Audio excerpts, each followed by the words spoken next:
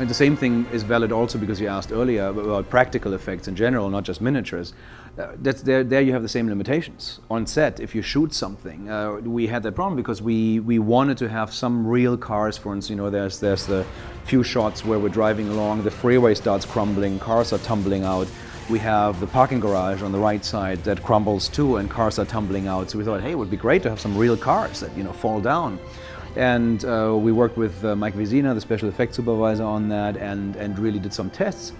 But again, there it turned out that we could use very, very little and only do very little because it's so specific. When that parking garage crumbles, the cars have to tumble out in a very specific angle. So, you know, you can drop cars from a crane, you can have cars swirl through the picture, but just to have it at exactly the right angle, it's a huge, huge setup.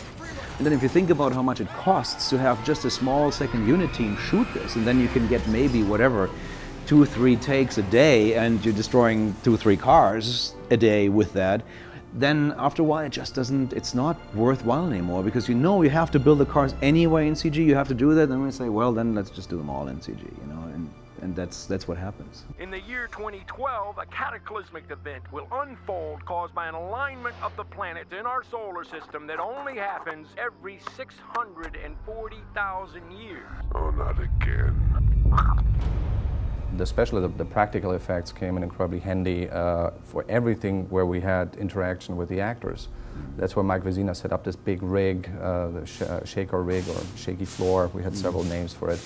And it was 6,000 square feet, and so the actors didn't have to act. They were actually on a platform that was wobbling, like a, you know, like in an even wavy motion, real earthquake setup. So when they were running out of the house is crumbling behind them, which was again all CG, but they literally were running on this floor and getting into the limousine while everything was just moving and shaking. I mean, Roland, it was a mandate from the very beginning. He basically said, okay, we can't do it like in the old Star Trek movies where we do the Shatner. So they say, where they always go and then hold on and act as if the Enterprise is doing something like this. You know, we said, no, this has to be, the actors have to have the fear on their face. It has to be real. I recently had a discussion with somebody about that, and I found it very fascinating that it's absolutely true that is happening. That's the development, and also, I mean, the question that came up is like with the software you can do things much cheaper and so on. But at the same time, while that is happening, where the cost goes down, the expectations go up. So what you have to deliver with these movies is, you know, it somewhat evens out, and so you're always still on the same track with what you actually have to do and have to show. After every project we think, oh, the next one's going to be so much easier because, you know, now we know how to do it. But then there's a whole new set of challenges because everybody knows now how to do that. So they say, well, we want to do something that nobody has ever seen before.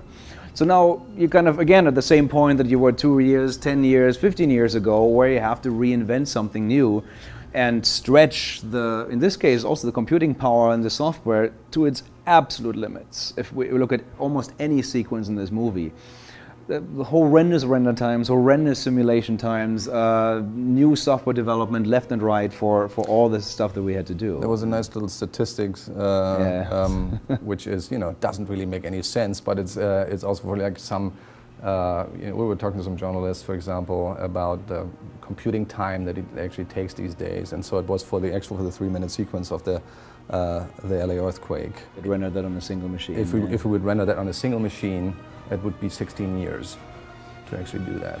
So literally, I think a lot of the scenes that we've done here wouldn't even have been possible about 5 years ago, 4 years ago maybe. It seems to me that the worst is over.